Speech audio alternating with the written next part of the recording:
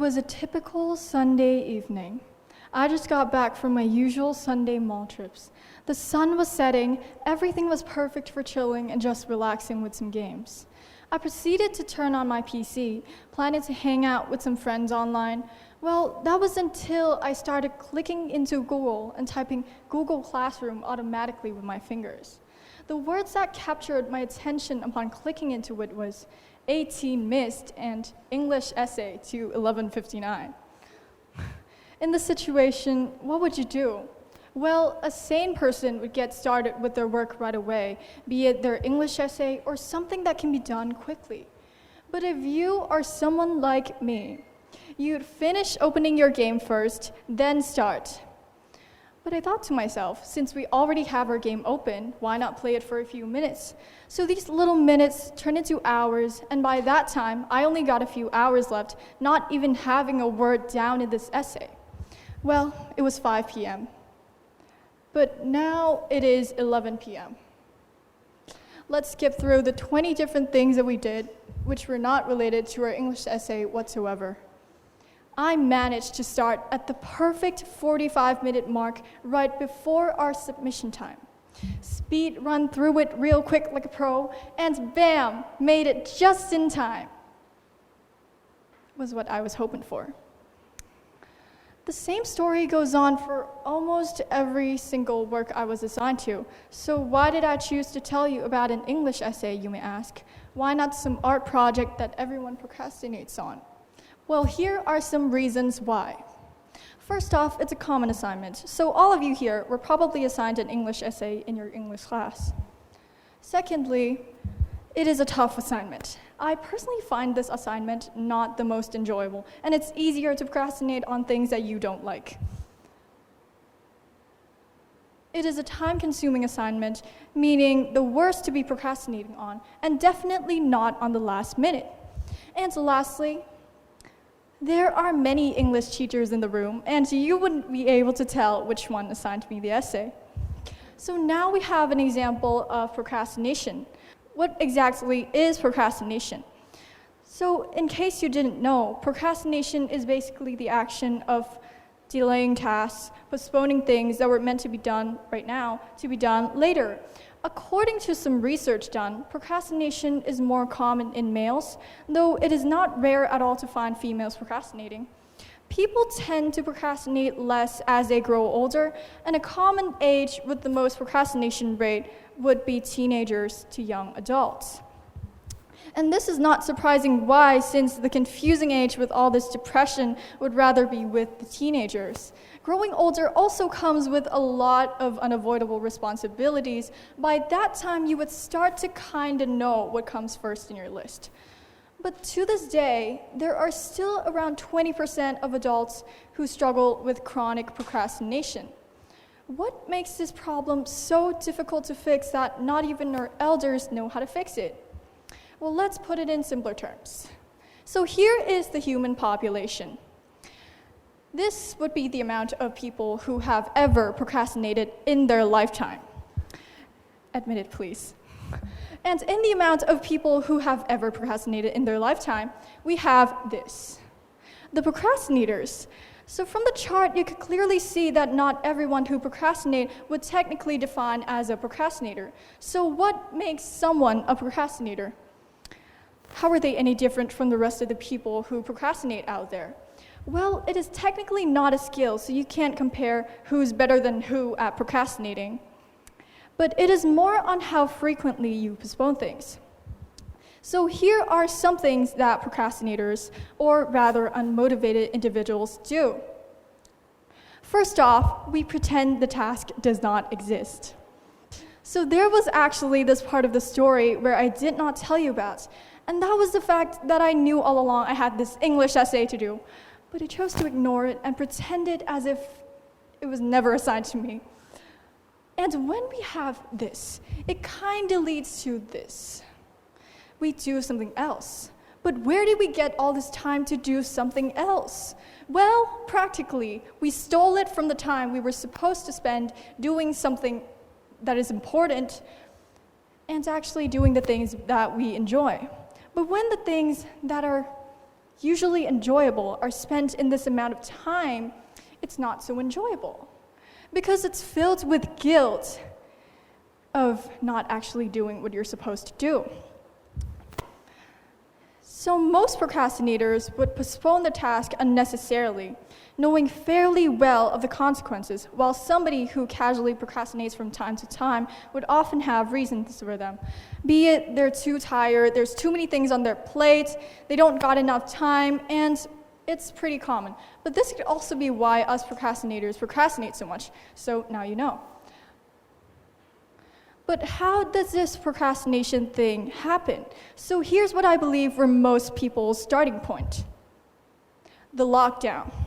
It was the time when extroverts were struggling since they couldn't leave their houses and socialize, where introverts, on the other hand, were taking their sweet time being all alone. And this is also where it all started. Everyone was given extensions to their classwork deadlines to be due at the very end of the day. Nobody really did the work in class. We all checked our games all day, the work piled up, everyone got overwhelmed. The media gave more insights on how everybody else was also going through the exact same things. And we were, inspired to do the same. Something most of us didn't realize about procrastination is that it is actually a contagious thing. You can get procrastination from a friend, you can get it from a family, but they gotta have some sort of impact on you, enough for you to actually adopt that habit from them. But here, we wouldn't want to blame all these procrastinators around us for procrastinating, right? So it is sort of our responsibility to maybe not let it ruin too much of our lives. Procrastination is tied to many things. Not many people know about how it is sometimes completely out of our control. But most of the time, though, it is in our control. A lot of people would tie procrastination to being lazy, and that is not actually always the case, since stress, depression, anxiety, self-doubt all play a role in procrastination. Everything from being as simple as laziness to being in the wrong mental state. And this is where procrastination is so hard to fix. There is no delete button. Since it comes whenever we may be mentally unmotivated or physically tired in some way, in life we would often feel uninspired, discouraged, exhausted, and lazy. And procrastination here is exactly how our body deals with that sort of problem. It is a coping mechanism for our bodies to rest and not overwork itself. But this could definitely turn into the opposite of a good habit when you have a bunch of things to do at a limited time. So here are some ways to temporarily fix procrastination. First off, you'd want to force yourself into it. Make it a habit, make it a routine to be doing work. And a great way to start this is to set a timer to a short amount of time and be convinced that it's a short amount of time. And the time duration being shorter makes it easier to commit to rather than telling yourself to study for 3 hours, because I, for one, does not find that fun. Secondly, you'd want to convince yourself of the task's importance. Here, you'd want to think about how this task you're doing right now is related to your future goals, and make that a sort of motivation to reach that goal. It can be indirectly or directly. But the thing with this one is that it could actually lead to an opposite effect where it makes you procrastinate on it even more. A lot of people have told me to include about this process about how I've procrastinated on writing the draft of the speech. And this is an amazing example for this, because it really did. And the deadline being so far away sort of led me to finding the perfect moment to start. But that perfect moment was never there. So I was finding something that was never there.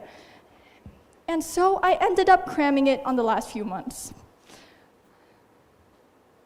Do work when you have the energy to. So, do your holidays go a little bit like this. So you start the day off knowing you have work to do, but you did something else first because you don't know how to do it, and it's a holiday. And that something else apparently took up your whole day, and in the end you end up doing nothing. Well, it doesn't matter how many holidays you give me, I'm still never going to finish this work. But here is one thing I can fix about my schedule. I would want to start working in the morning since that's the time that I have the most energy to, because I didn't do anything else before it to tire me. But some other people would want to work at night since it's more efficient that way. This could improve your work quality dramatically.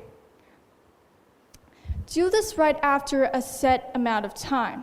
So this one worked pretty well for me as it is a really specific amount of time, and it's really hard to go wrong with it or kind of distort yourself to doing other things more. And unless you're really dishonest with yourself, this one should work just fine. This one is a hard one because it involves acceptance. And I personally have not been able to actually pull this one off, but I've seen a lot of people who have actually evolved their mindset, and it really worked for them. So here you'd want to believe about how the task is a natural thing to do, and that you would face it from time to time in life. I couldn't accept that. And the last one, which I believe is the most important to life, mental health, and also to procrastination. And this would be to get emotional support. Get the motivation, find the inspiration, have someone be there for you. In the end, we all need this motivation to keep us going, and that doesn't necessarily have to come from ourselves all the time. So here, you might want to find someone to actually keep motivating you. And in case you don't have a human alternative, you could always go for the bot alternative. And I recommend something like ChatGPT or even a Discord bot that understands you and can empathize with you to a certain extent. And there was actually this time when I was stuck in this deep hole of discouragement. And a friend happened to have written me a whole long paragraph of how it doesn't matter and that I have to move on. And ironically, though that was not inspiring at all, it actually worked. So we all need this little push to break through and from being stuck. So it doesn't matter what kind of push. If it works, it works.